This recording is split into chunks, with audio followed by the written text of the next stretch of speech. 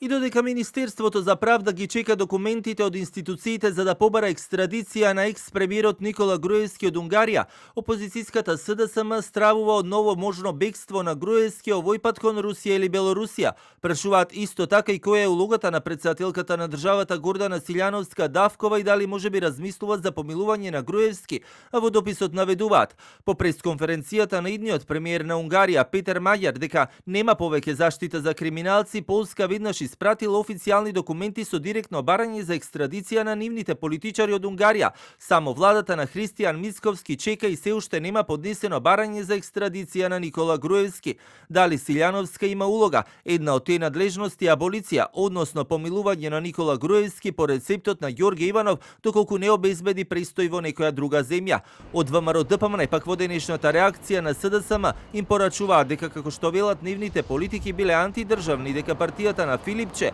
енергијата треба да ја насочат во сопствените редови и да се запрашаат зошто сите поранешни функционери бегаат од нив, а актуелните се дистанцираат од лидерот на партијата. Пиарот на Заев, составен од Башановиќ и Шчекиќ, ги насочи СДС и Филипче да се фокусираат на избори во друга држава, наместо да прават реформи во партијата. Нелегитимноста на СДС, слабиот рейтинг на Филипче и дистанцирањето на поранешни функционери од партијата ги тера СДС и Филипче да водат антидржавна политика која не им оди во прилог.